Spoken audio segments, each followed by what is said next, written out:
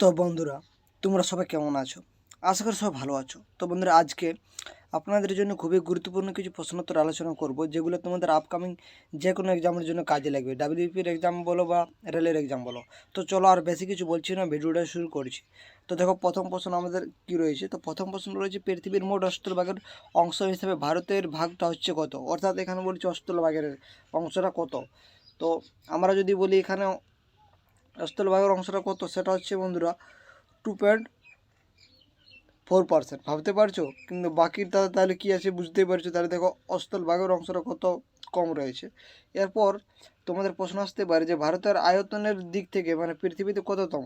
তো অবশ্যই সেটা হচ্ছে সপ্তম। এবং জনসংখ্যার দিক থেকে ভারত কততম সেটা আপনারা অবশ্যই কমেন্ট করবেন। এটা রিসেন্ট এখন কততম রয়েছে জনসংখ্যা অনুযায়ী ভারতের স্থানটা তোমরা কমেন্ট করে জানাবে। আমি আপনাদেরকে বলে দিলাম যে পৃথিবীর মধ্যে আয়তনে সপ্তমতম রয়েছে। তাহলে এবার আপনারা কমেন্ট করে জানাবেন যে জনসংখ্যার দিক থেকে ভারত কততম রয়েছে। তারপর দেখো, 7টি সংখ্যার গড় দেওয়া আছে 10, অন্য 8টি সংখ্যার গড় দেওয়া আছে 25, সব সংখ্যাগুলির গড় হচ্ছে কত? তাহলে এখানে আমাদেরকে কি করতে হবে? তাহলে 7টি সংখ্যার গড় বলেছে এত, তাহলে সমষ্টি কত হবে? 7 ইন্টু 10 মানে হচ্ছে কত? 70 হবে। আর এখানে 8টি সংখ্যার গড় কত বলে দিয়েছে? 25, মানে সমষ্টি কত হবে? প্লাস 8 ইন্টু 25 মানে কত হবে? 8 ইন্টু 25, 25। আর নিচে কত হবে? অবশ্যই সংখ্যা কটি? 7টা আর কত? 8টা। এটার গড় হবে, মানে 8 7 কত হবে? 15। এটা যদি আমরা কাটাকাটি করি তো আমরা অবশ্যই 5 5 কেটে দিলাম। এখানে হবে 5, এখানে হবে 3। হ্যাঁ, তারপর আমরা 3 35 এটা হচ্ছে, এটাই হচ্ছে তো। হ্যাঁ সরি, এখানে ভুল আছে। এখানে এখানে কী চিহ্ন আছে বন্ধুরা? এখানে আমাদের যোগ চিহ্ন আছে। তাহলে কী করে কাটা যাবে এরকমভাবে? একটা ইজি আমরা ভুল করলাম। তাহলে 70 প্লাস 8 ইন্টু 85, সরি 8 ইন্টু 25 মান কত হচ্ছে? 5 8 40 0 হাতে রয়েছে 4, 8 2 16, 4 20, এটাই তো। আর নিচের কত আছে? 8 7 15, মানে হচ্ছে উপরে 270 আর নিচে হচ্ছে 15। তাহলে 18 আর 15 গুণ করলে হয়ে যায় 270। তাহলে আমাদের হচ্ছে 18। অপশান কোথায় রয়েছে দেখো? অপশান হচ্ছে সি। তো সি হচ্ছে আমাদের সঠিক উত্তর। তবে দেখো, মেনশন সাংকেতিকভাবে লেখা যায় NBTPO, অর্থাৎ মেনশনকে এরকমভাবে লেখা রয়েছে। তাহলে ওয়ার্ডকে কীভাবে লেখা যায়? আমরা যদি দেখি এম থেকে এন, অর্থাৎ 1 + 1 হচ্ছে। আর এ থেকে বি এখানে +1 হচ্ছে। এস থেকে টি এখানে +1 হচ্ছে। ও থেকে পি এখানে +1 হচ্ছে। এন থেকে ও এখানে +1 হচ্ছে। তো আমরা এখানে লজিকটা বুঝতে পারছি যে +1 করে হবে। তাহলে যখন আমরা এই ওয়ার্ড করবো, তখন ডাব্লিউ থেকে আমরা +1 করবো, তখন আমাদের অবশ্যই কী হবে বন্ধুরা? এক্স হবে। আর ওকে আমরা যদি +1 করি তাহলে কী হবে? পি হবে। ওর সাথে আমরা পি পেলাম +1 করে। আর এর সাথে আমরা কী হবে? পি কিউ আর এস হবে। এর পরে কী হবে? আমাদের LM হবে। আর ডি এর পর অবশ্যই ই হবে। তাহলে এটা কোথায় রয়েছে দেখো? XPSME, XPSME অপশান এ রয়েছে। অপশান এই সঠিক উত্তর। তারপরে দেখো, পরপর 3টি পূর্ণসংখ্যার যোগফল সর্বদা বিভাজ্য কী দিয়ে? তো আমরা যদি এক্ষেত্রে দেখি, অবশ্যই সেটা 3 দিয়ে বিভাজ্য। যদি পরপর 3টি পূর্ণসংখ্যার আমরা যদি যোগফল করি, তো তাহলে পূর্ণসংখ্যা কী করে পাবো আমরা? ধরো x plus x plus 1 plus x plus 2, এলে যদি যোগফল করি তাহলে কত হবে? 3x হবে। 3x প্লাস কত হবে? 3 হবে। আর এখানে যদি 3 কম হলে তাহলে x প্লাস 1 পড়ে থাকলো। এবং দেখো এখানে যেহেতু 3 আমরা পেয়ে যাচ্ছি, তাই এটা অবশ্যই 3 দিয়ে বিভাজ্য হবে। খুবই ইম্পর্টেন্ট প্রশ্ন এটা। তারপরে দেখো, 50টি কলা ও 60টি আপেলের মোট দাম আছে 400 টাকা। আচ্ছা, তারপর কি বলছে? যদি প্রতিটি কলার দাম প্রতিটি আমের দামের 80% হয়, তবে প্রতিটি আমের দাম কত? তাহলে এক্ষেত্রে আমাদের দেখো, ধরে নিতে হবে একটি আমের দাম 100 টাকা।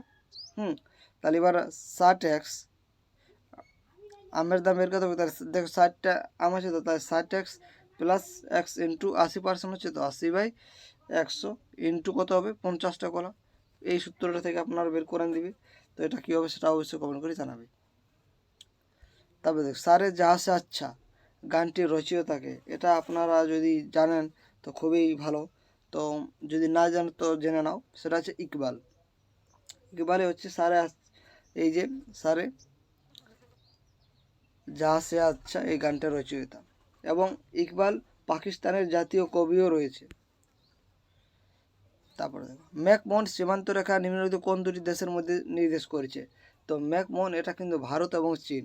এবার বাকিগুলো আমরা জেনে নিই।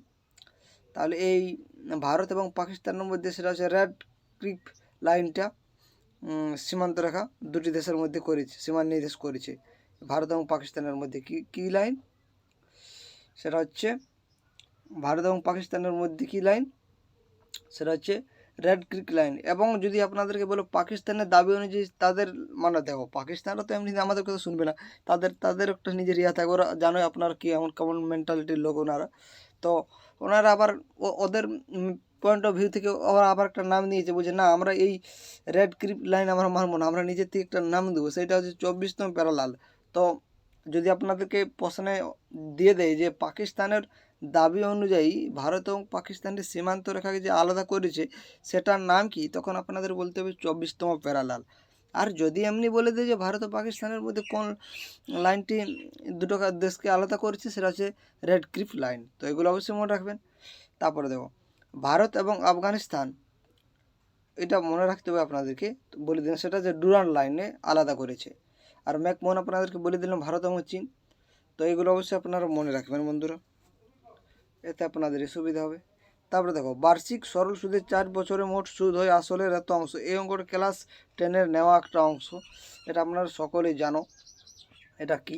এখানে আমরা ধরে নেব ওই উপরে যেটা রয়েছে এটা সুদ, অর্থাৎ 8 টপিক আমাদের সুদ এবং 25 টপিক আমাদের আসল।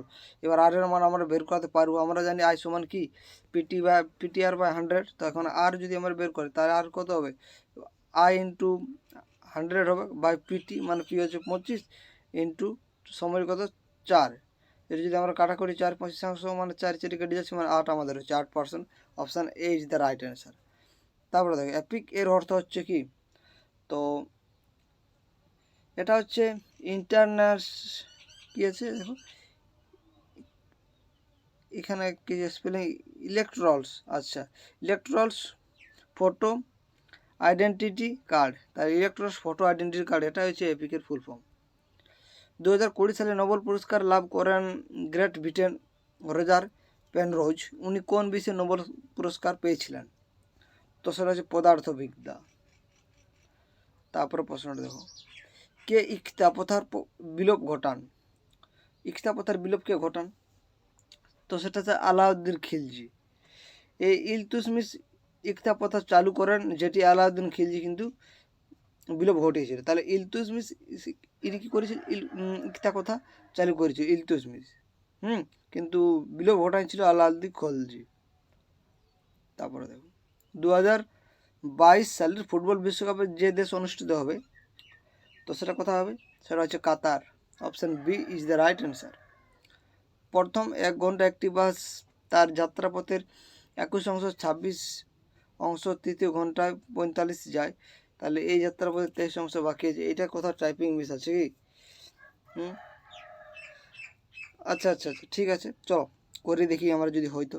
তাহলে প্রথমে কি করছে? প্রথম 1 ঘন্টা একটি বাস যাত্রার পথের 21 অংশ 26 অংশ এবং তৃতীয় ঘন্টায় 45 কিমি, এবং এর পরপর যাত্রাপথ 23 অংশ বাকি থাকলে বাসটি যাত্রাপথের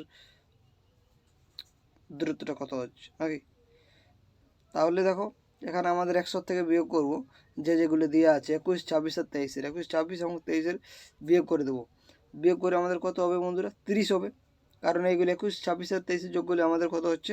70 হচ্ছে। 70 থেকে 100 থেকে 70 বাদ দেবো, তখন 30 হবে। তাহলে 30 অংশ মানে কত? 45 কিমি যাচ্ছে। তাহলে এই 100 অংশ তাহলে কত হবে? তাহলে 45/30 ইন্টু 100 মানে হচ্ছে 150 হয়ে যাবে। Option D is the right answer. মুখে হয়ে গেল। কোল গ্যাসের তাপ উৎপাদক গ্যাসগুলি হচ্ছে কোনটি?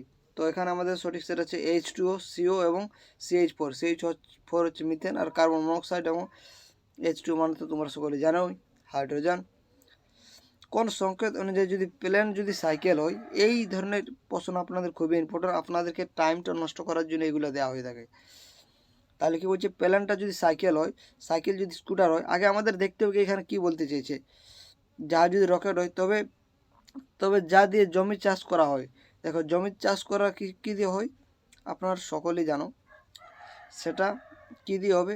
সে ট্রাক্টর দিয়ে হবে। তাহলে ট্রাক্টরটা কী হয়? ট্রাক্টর যদি জাহাজ হয় তাহলে কোনটা দিয়ে আপনার করবে?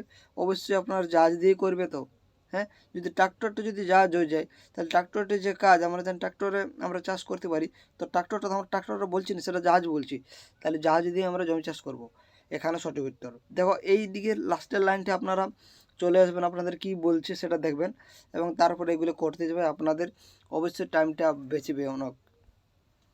আত্মীয় সভার প্রতিষ্ঠা কে ছিলেন? এটাও খুব ইম্পর্টেন্ট প্রশ্ন। তো রাজা রামমোহন রায় ছিলেন আত্মীয় সভার প্রতিষ্ঠা, এবং রাজা রামমোহন রায় সেটা 1815 সালে আত্মীয় সভা প্রতিষ্ঠা করেছিলেন। এই ইনফরমেশনগুলো আপনাদের ইম্পর্টেন্ট বন্ধুরা। কোন ক্ষুদ্রতম সংখ্যাকে 28 দিয়ে গুণ করলে গুণফল একটি পূর্ণবর্গের সংখ্যা হবে? তো দেখো আমরা যদি 28 যদি আমরা ভাঙি তাহলে 4 × 7 পাই।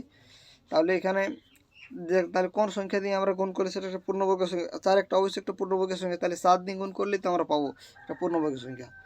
তাহলে অপশান, তাহলে আমরা এখানে নিমেষে উত্তরটা পেয়ে যাচ্ছি 7। কারণ আমরা 28কে যদি ভাঙি, 28কে যদি আমরা ভাঙি তাহলে 4 × 7 এখানে যুক্ত রয়েছে, 4 × 7, আর এই 7 যোগ করলে তো একটা পূর্ণবর্গের সংখ্যা হচ্ছে এটা।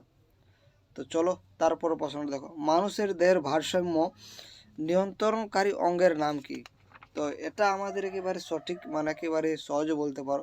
সেটা কোনটা হবে তোমরা বলো? অবশ্যই মাথার সাহায্যে আমরা সব কিছু করে থাকি। লঘু মস্তিষ্কের সাহায্যে মানুষের দেহের ভারসাম্য রক্ষা করা যায়। এখানে কিন্তু লঘু মস্তিষ্ক দেওয়া নেই, মস্তিষ্ক দেওয়া আছে, তাহলে মস্তিষ্ক এখানে সঠিক উত্তর হবে।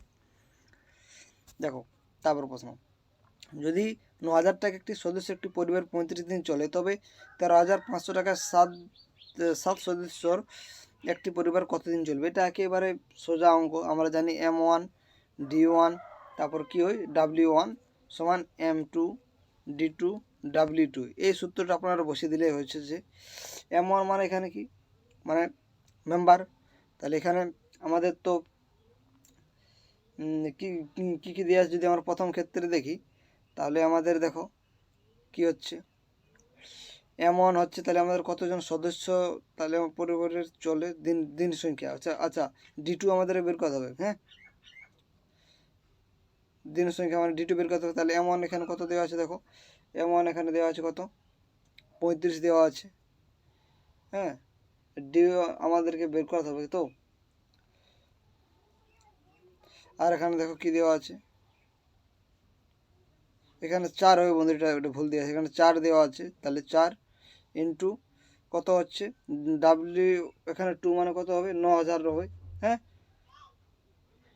তো এরকম করে আপনারা বের করাবেন, অবশ্যই উত্তর পেয়ে যাবেন।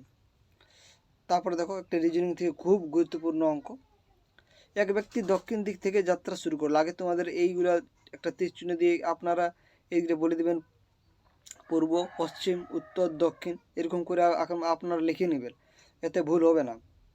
তো চলো এবার আমরা করি। দেখো এক ব্যক্তি দক্ষিণ দিক থেকে যাত্রা শুরু করলো, দক্ষিণ দিক থেকে মানে এই দিক থেকে,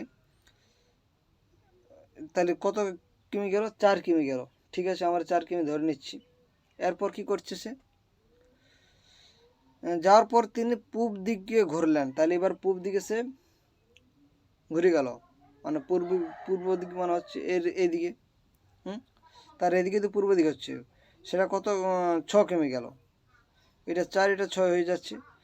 আবার তিনি উত্তর দিকে অভিমুখ করে 16 কিমি 16 নয় 12 কিমি হেঁটে গেল। তো এখানে এখানে এখানে তাহলে কোনটি হচ্ছে 16 কিমি?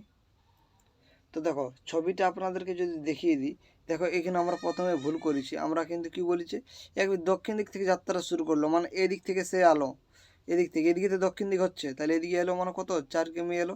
তারপরে সে কী করছে পূর্ব দিক, তাহলে তার পূর্ব দিক কোন দিকে হবে? এদিকে হবে পূর্ব দিকটা, যখন এদিক থেকে আসছে তার পূর্ব দিক তো এদিকে হবে, তাহলে এটা হয়ে গেল 6। তারপরে সে তার উত্তর দিকে, তাহলে তারপরে সে কী করছে উত্তর দিকে অভিমুখে 16 কিমি চলে গেল। যখন এদিকে যাচ্ছে তার উত্তর দিক তো তার এদিকে হবে না, এদিকে হয়ে যাবে, এদিকে কত গেল 12 কিমি চলে গেল। তাহলে তিনি যাত্রা শুরুর স্থান থেকে এখানে শুরু করেছিল এবং যত দূর গেল এটার দূরত্বটা কত।